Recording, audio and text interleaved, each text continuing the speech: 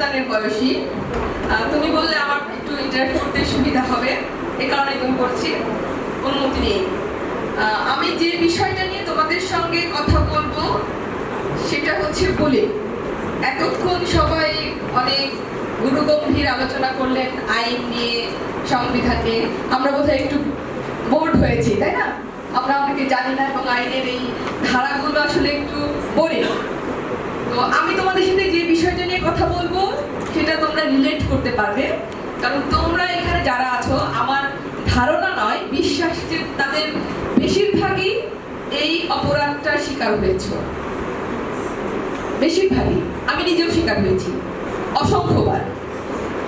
এবং আমি একটু বেশি সময় নেব এই কারণে যে এই অপরাধটা আমরা জানি না যে এটা একটা অপরাধ। আমরা প্রতিনিয়ত আমাদের আচরণ দিয়ে, কথা দিয়ে আমরা নিজেরাও এই অপরাধটা করছি এবং আমরা এর শিকার হচ্ছি।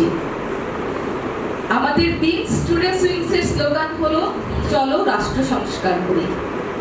রাষ্ট্র সংস্কার করতে হলে এই অপরাধটা অবশ্যই অবশ্যই অবশ্যই নির্মূল করতে হবে, কারণ এই অপরাধের সাথে আমাদের ভবিষ্যৎ প্রজন্ম এবং আমাদের দেশের ভবিষ্যৎ জড়িত। তো আমরা আসলে প্রথমে আমি তোমাদেরকে প্রশ্ন করি, হ্যাঁ তোমরা কি বুলিং সম্পর্কে জানো? বুলিং শব্দটার সাথে পরিচিত? এখন বলো তো কে কে বুলিং এর শিকার হয়েছো? আমি একটু হাতটা দেখতে চাই। আচ্ছা, একজন, দুইজন, আর দেখতে, তিনজন, চারজন, পাঁচজন, ছয়জন, সাতজন, আটজন। এখানে তো প্রায় 50 জনের মতো আছে, তাই না? আমার 100 জন। আমার ধারণা আমার যখন লেকচারটা শেষ হবে, আলোচনাটা শেষ হবে, এই সংখ্যাটা বদলে যাবে, অবশ্যই বদলাবে। এটা আমার কথা না, এটা অনেক পরিসংখ্যানে এসেছে এবং আজকে আমার কথা বলার পরে তোমাদের নিজেদেরই মনে হবে যে হ্যাঁ, তোমরা যারা প্রথমে হাত তোলনি তাদেরও হাত তোলা উচিত, তোমরাও এর শিকার হয়েছ। তো আমি তোমাদের সাথে যে বিষয়টা নিয়ে কথা বলবো সেটা হচ্ছে বুলিং। এবং বুলিংটাকে আমি একটু প্রথমে বলি, বুলিংটা কি। সেটা হচ্ছে কাউকে মৌখিকভাবে, শারীরিকভাবে, ইচ্ছাকৃতভাবে আঘাত করা, অপমান করা। এটা হচ্ছে খুব সাধারণভাবে। এখন আমরা যে বুলিংটা নিয়ে কেন আমরা কথা বলবো এবং এর ক্ষতিকর দিকটা কি? এর প্রথম ক্ষতিকর দিক হচ্ছে আমাদের আত্মবিশ্বাস কমিয়ে দেয়। যখন আমাকে কেউ বারবার বুলিং করে আমার আত্মবিশ্বাসটা কমে যায়, আমি ভয় পাই, সামাজিকতার ভয় পাই, আমি নিজেকে ছোট মনে করি। এরপর কি হয়? বাল্য বিবাহের হার বেড়ে যায়। এটা কিন্তু পরোক্ষ। এবং কিভাবে হয়? যখন বারবার একটা মেয়ে রাস্তায় নিগৃহীত হয়, ইভটিজিং এর শিকার হয়, সব গার্জিয়ান তো সচেতন না, তারা এটাকে প্রতিরোধের মাধ্যম হিসেবে মেয়েটাকে বিয়ে দিয়ে দেয়। যেহেতু বুলিং, ইভটিজিং, যৌন হয়রানি এগুলো বেশিরভাগ শিকার হয় মেয়েরা, ছেলেরাও যে হয় না তা কিন্তু না। এরপরে কি হয়? আত্মহত্যার প্রবণতা বেড়ে যায়। আমাদের সকলের মানসিক অবস্থা কিন্তু একরকম না, সকলের সবকিছু নেয়ার ক্ষমতা একরকম না। ফলে কি হয়? যে বাচ্চাটা মানসিকভাবে দুর্বল, সে এটা থেকে নিজে থেকে বের হতে পারে না, ফলে সে মনে করে আত্মহত্যাটাই সমাধান। নারীর অগ্রগতি থেমে যায়। ওই যে বললাম বাল্য বিবাহ, শিক্ষার হার কমে যায়, ঝরে যায় স্কুল থেকে। এবং এটা যে শুধু নারী ঝরে যায় তা কিন্তু না, আমাদের বেশিরভাগ শিশু স্কুলে যেতে চায় না কেন? অমনোযোগিতা কেন? এর অন্যতম কারণ হচ্ছে বুলিং। স্কুলে তারা বুলিং এর শিকার হয়। এবং একটা গবেষণায় দেখা গেছে 88% শিশু কমপক্ষে একবার বুলিং এর শিকার হয়েছে। 88%। এবং 55% হচ্ছে একাধিকবার, একবারের পরে আরো অনেকবার, 2বার, 3বার, বারবার। এই যে বুলিং, এই বুলিং কি শুধু বাইরের লোকজন করে? অপরিচিত লোকজন করে? আমরা পরিবারেও বুলিং এর শিকার হই, আমরা শিক্ষা প্রতিষ্ঠানে বুলিং এর শিকার হই, আমাদের বন্ধুদের দ্বারাও আমরা বুলিং এর শিকার হই। কিভাবে হই? ছোট্ট দুটো গল্প বলি। হ্যাঁ, তোমরা এখানে অনেকেই আছো বই পড়ো, অনেকেই আছে মুভি দেখো। আমি দুটো একটা বই এবং একটা মুভি থেকে তোমাদেরকে গল্প বলি, তোমরা রিলেট করতে পারবে। সুনীল গঙ্গোপাধ্যায়ের একটা বই আছে, গোসাই বাগানের ফুল। সেখানে একটা চরিত্র আছে বরুণ। বরুণ একবার পরীক্ষায় অঙ্কে 13 পেল। সে যখন স্কুলে যেত, তার প্রত্যেকটা বন্ধু তাকে বলতো, বরুণ তুই অঙ্কে 13। ওকে এটা বলে বারবার খেপাতো, এবং সেইটাকে কি হতো, সে ঘুমের মধ্যে শুনতো, এবং তার জীবনে বরুণ তুমি অঙ্কে 13 হচ্ছে সবসময় তার কানে বাজতো। এরপর সে বাড়ি থেকে পালিয়ে একটা বাগানে চলে গেল। সে এই পরিস্থিতি থেকে মুক্তি পাওয়ার জন্য সে বাড়ি থেকে পালানোটাকেই সমাধান মনে করলো। এরপর তোমরা অনেকেই বোধহয় দীপু নাম্বার 2 মুভিটা দেখেছো। সেখানে তারেক বলে একটা চরিত্র ছিল, তার মা মানসিক ভারসাম্যহীন ছিল, এবং এই কারণে তার স্কুলে তাকে সবাই বুলি করতো, ওর সঙ্গে কেউ মিশতো না। ফলে কি হলো, সে খুব অ্যাগ্রেসিভ হয়ে গেল এবং অন্যদের সঙ্গে খারাপ ব্যবহার করতে শুরু করলো, অন্যরাও তাকে অ্যাভয়েড করতে শুরু করলো। এই যে বুলি, আমরা কিন্তু মনেই করছি না যে আমার বন্ধুকে আমি একটা কথা বলছি, বারবার করে বলছি, আমি বলছি, আরেকজন বলছে, এটাতে তার মানসিকভাবে সে কিভাবে ক্ষতিগ্রস্ত হচ্ছে এটা আমরা ভাবছি না, এবং এটা যে একটা অপরাধ এই বিষয়টাই আমরা জানি না। এরপরে আরেকটা সে পরিবারে বলি। আমাদের গায়ের রং নিয়ে সবচেয়ে বেশি কথা হয়, বিশেষ করে মেয়েদের। গায়ের রং যদি কালো হয়, তার চেয়ে দুর্ভাগা এই বাঙালি সমাজে কেউ নেই। বিশেষ করে সে যদি মেয়ে হয়, তাকে উঠতে বসতে মনে করিয়ে দেওয়া হয় তুমি কালো, তোমার কোনো ভবিষ্যৎ নেই। এই কথাটা সবসময় বলা হয়, এবং এই যে বারবার করে তাকে বলা হয়, ফলে কি হয়, তার নিজের ভিতরে আত্মবিশ্বাসটা কমে যায়। সে মনে করে যে গায়ের রং কালো হওয়া মানে অপরাধ, কিন্তু অপরাধটা তার নয়, যে তাকে বুলি করছে তার কিন্তু অপরাধ। সে তাকে বারবার করে বলছে, এবং এই কথাগুলো কারা বলে? অনেক সময় বাবা মাও বলে, আত্মীয় স্বজন তো বলেই, পাড়া প্রতিবেশী বলে। তারপরে কি হয়, আমাদের আশেপাশে অনেক মানুষ আছে না, যাদের কথা বলতে সমস্যা হয়, জড়িয়ে যায়, আমরা যাকে বলি তোতলা বলি। তা আমরা কি করি, সেই মানুষটাকে বারবার করে ঠ্যাঙাই, তাকে বারবার কথা বলতে বাধ্য করি, এবং সেটাকে নিয়ে আমরা ব্যঙ্গ করি। এটাও কিন্তু এক ধরনের বলি, আমরা কিন্তু জানি না যে এটা একটা অপরাধ। এই যে উদাহরণগুলো দিলাম, আমরা অনেক সময় এই বিষয়গুলো জেনে বা না জেনে করি, বা আনন্দ করার জন্য করি, মজা করার জন্য করি। তারপর কি হয়, আমরা যখন রাস্তাঘাটে চলাচল করি, আমাদেরকে নিয়ে বাজে মন্তব্য করা হয়। এই যে বাজে মন্তব্য করা হয়, এটাকে আমরা সহজ ভাষায় বলি ইভটিজিং, কিন্তু এটাও এক ধরনের বুলি। বা আমরা হয়তো যাচ্ছি, আমি কোনো কাজে বিরক্ত হই, কেউ হয়তো আমার শাড়ির আঁচলটা ধরে টানলো, এটাতে আমি বিরক্ত হই, কিন্তু কেউ একজন বুঝে গেল যে আমি এই কাজটাতে বিরক্ত হই, এবং সে বারবার এই কাজটা করতে থাকলো, এটাও এক ধরনের বুলি। বা আমার বন্ধু হিজাব পরে, আমি ওকে বারবার বলছি তুই কেন হিজাব পরিস, তোকে ভালো লাগে না, আমি বললাম, আরেকজন বললো, এটাও এক ধরনের বুলি। বা আমার কোনো বন্ধু ভিন্ন ধর্মের, তার কোনো বিষয় নিয়ে আমি সমালোচনা, তার ধর্মকে নিয়ে আমি বারবার তাকে বলতে লাগলাম, এটাও কিন্তু বুলি। তা আমরা এই যে কাজগুলো করছি, এগুলো বুলিং হচ্ছে, এবং এই বুলিং গুলো আমরা নানাভাবে করে থাকি। তো আইনের ভাষায় বুলিং হচ্ছে 4 ধরনের: মৌখিক বুলিং, শারীরিক বুলিং, মানসিকভাবে বুলিং, সাইবার বুলিং। এখন মৌখিক বুলিং কোনটা, কিন্তু খুব সহজেই তোমরা বুঝতে পারছো, কথা দিয়ে বুলিং, তুই কালো, তুই মোটা, তুই পেটে, আমরা সবসময় যেটা বলে থাকি অন্যকে ছোট করার জন্য, এগুলো হচ্ছে মৌখিক বুলিং। বা কাউকে কোনো বাজে নাম দেওয়া, আমরা দেই না অনেক সময় বন্ধুকে, এবং সেটাই হয়তো স্কুলে বা শিক্ষা প্রতিষ্ঠানে বা তার আমাদের খেলার জায়গায় তার একটা নাম হয়ে যায়। এই যে বাজে নাম দেওয়া, তারপর কাউকে হুমকি দেওয়া, কাউকে বারবার করে বলা, একই কথা বারবার করে বলা, বা সে যেটাতে বিরক্ত হচ্ছে সেই কথাটা বলা, এগুলো হচ্ছে মৌখিক বুলিং। শারীরিক বুলিং হচ্ছে যে হ্যাঁ, কেউ হয়তো পছন্দ করছে না শরীরে কেউ টাচ করুক, বারবার আমি এটা বুঝতে পেরে তাকে টাচ করলাম, তার জামা ধরে টানলাম, এগুলো হচ্ছে শারীরিক বুলিং। আর মানসিক বুলিংটা হচ্ছে যে আমি তাকে সমাজে একটা ছোট করে দিলাম, যে তাকে একটা বাজে নাম দিলাম, সেই নামটা নিয়ে সে সমাজে হেয় প্রতিপন্ন হলো, এবং সবাই তাকে সেই নামটা ধরে ডাকলো। এবং সে এই নামটার জন্য সে লজ্জিত হচ্ছে, সে ভয় পাচ্ছে বের হতে।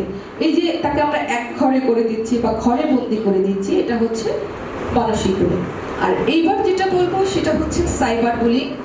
এখন যেই ঘটনাটা ঘটছে সেটা হচ্ছে আমরা সবাই কিন্তু ডিজিটাল প্ল্যাটফর্ম ইউজ করি, ফেসবুক, ইনস্টাগ্রাম, হোয়াটসঅ্যাপ, টেলিগ্রাম। এই যে আমরা বিভিন্ন সামাজিক যোগাযোগ মাধ্যম ব্যবহার করছি, সেই যোগাযোগ মাধ্যমকে ব্যবহার করে বুলিং, সেটা হতে পারে কারো ছবি বিকৃত করে প্রকাশ করা, তাকে বাজেভাবে উপস্থাপন করা, অপবাদ ছড়ানো, হুমকি দেয়া, বাজে ছবি পোস্ট করা, এগুলো হচ্ছে সাইবার বুলিং।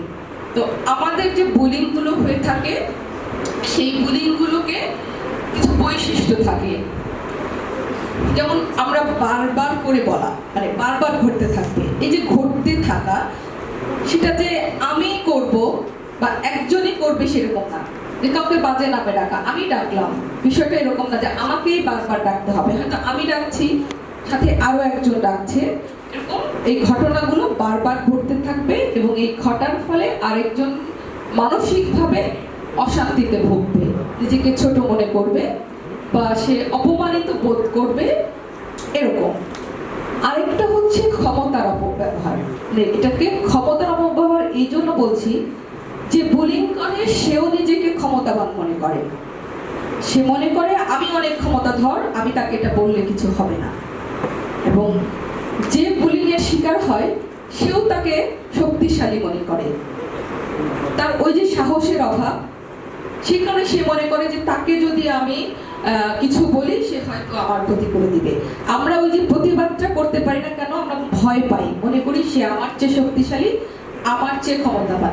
এবং সমাজে যে এরকম হয় না তাও না, অনেক ক্ষমতাবান ব্যক্তিরা এটার সুযোগ নিয়ে থাকে, যে দুর্বল ব্যক্তিকে, অসহায় ব্যক্তিকে বুলিং করতে থাকে বারবার। সে ভাবে যে আমার কিছু হবে না। এই তো গেল বুলিং এর বিষয়। আর এবার আমরা আসছি যে আমাদের বাংলাদেশের আইন আমাদেরকে কিভাবে প্রোটেকশন দিয়েছে। আমাদের অনেকগুলো আইন আছে, যেমন বাংলাদেশ প্রথম যে কাজটা করেছে, জাতিসংঘের শিশু অধিকার সনদ, সেখানে যে রাষ্ট্রগুলো প্রথম স্বাক্ষর করেছে, বাংলাদেশ তাদের মধ্যে অন্যতম। এবং বাংলাদেশ শুধু স্বাক্ষরই করে নাই, এটাকে র্যাটিফাই করেছে। র্যাটিফাই করেছে মানে যে আমি এই আইনে, এই অধিকার সনদের প্রত্যেকটা অনুচ্ছেদের সঙ্গে সম্মত এবং আমি আমার দেশে এটাকে কার্যকর করব। এবং বাংলাদেশ সরকার সবসময় এই আইন শিশুদের বিষয়ে সবসময় সচেতন এবং গুরুত্বপূর্ণ অনেক আইন প্রণয়ন করেছে, যেগুলো আমাদের শিশুদের অধিকার রক্ষা করে, আমাদেরকে বুলিং থেকে রক্ষা করবে, এরকম অনেক আইন আছে। তার মধ্যে অন্যতম হচ্ছে শিশু আইন। এটা 1974 সালে প্রথম প্রণীত হয়, পরে 2013 সালে নতুন করে, আগের আইনটা রিপিল করে নতুন করে আবার করা হয়। তারপর আছে জাতীয় শিশু নীতি। শিশু নীতিতে আমাদের শিশুদের অধিকার রক্ষায় কিভাবে কাজ করা হবে সেই সম্পর্কে নীতিমালা করা হয়েছে। আছে বাল্য বিবাহ নিরোধ আইন, যেটা নিয়ে আমাদের রত্না আলোচনা করে গেছে। আমাদের সংবিধানও কিন্তু আমাদেরকে এই যে বুলিং বিষয়ে পরোক্ষভাবে এবং প্রত্যক্ষভাবে সুরক্ষা দিয়ে গেছে। যেমন নিষেধাজ্ঞার মাধ্যমে আপনারা জানতে পেরেছেন যে ধর্ম, বর্ণ এগুলো কোনো বৈষম্য করা যাবে না। তা আমাদের বুলিংটা কিন্তু এই যে ধর্ম, বর্ণ, লিঙ্গ এগুলো নিয়ে হয়, বেশিরভাগ ক্ষেত্রে দেখা যাচ্ছে যে এই বিষয়গুলো নিয়ে বুলিংটা বেশি হচ্ছে। এরপরে আছে আমাদের আছে দণ্ডবিধি, যেটা আমাদের সাধারণ আইন, অপরাধ বিষয়ক আইন নিয়ে কথা বলে। দণ্ডবিধিতেও আমাদের বুলিং সম্পর্কে সুরক্ষা দেয়া আছে।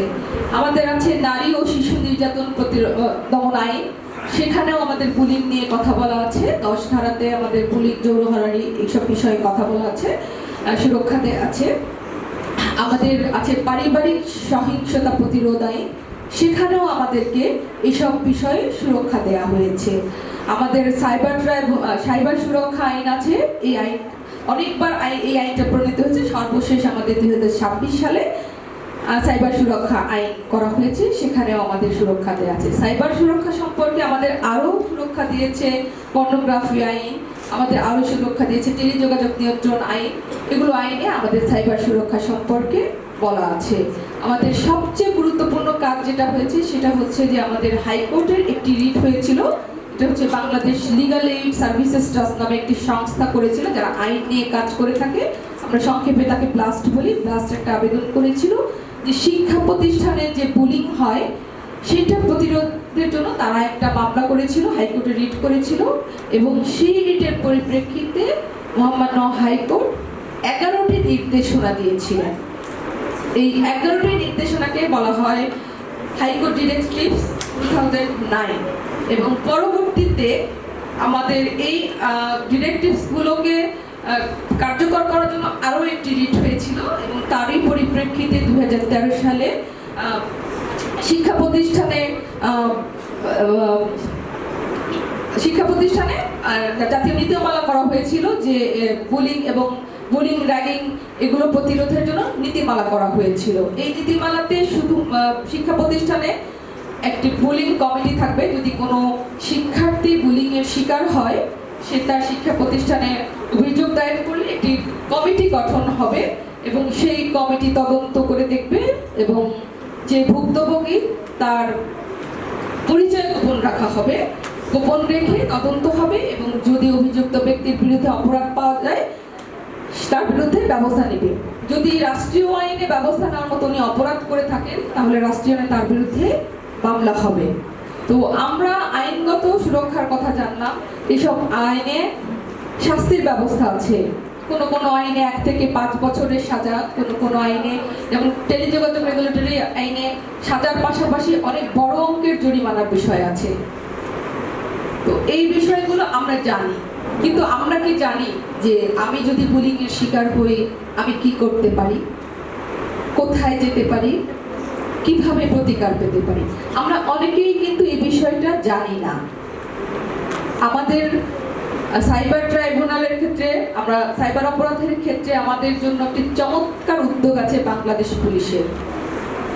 চমৎকার উদ্যোগটা আমি এটা বলছি যে ওনাদের উইমেন সাপোর্ট সেন্টার আছে, ওনাদের ওয়েবসাইট আছে, ফেসবুক পেজ আছে, সেখানে সরাসরি অভিযোগ করা যায় সাইবার ক্রাইমের ক্ষেত্রে। আমি যদি সাইবার বুলিং এর শিকার হই, আমি সেখানে মেসেজের মাধ্যমে ওনাদের ফোন নাম্বার দেওয়া আছে, ফোন নাম্বারে আমরা সরাসরি যোগাযোগ করতে পারি, থানায় জিডি করতে পারি, সাইবার ট্রাইব্যুনালে মামলা করতে পারি, এবং নারী শিশু আইনের অধীনে আমরা থানায় মামলা করতে পারি, সরাসরি নারী শিশু ট্রাইব্যুনালেও মামলা করতে পারি। আমাদের প্রথম চেষ্টা করতে হবে নিজেরা সমাধান করা। আমি যদি বুলিং এর শিকার হই, সেটা সাধারণ বুলিং হোক বা সাইবার বুলিং হোক, আমাদের প্রথম কাজ হবে ভয় পাওয়া যাবে না। ভয় পাওয়া যাবে না, আত্মবিশ্বাসের সাথে লড়তে হবে, আর অবশ্যই অভিভাবককে জানাতে হবে। আমরা অনেকেই হয়তো বাবা মার সাথে সহজে কথা বলতে পারি না আমাদের বিষয়।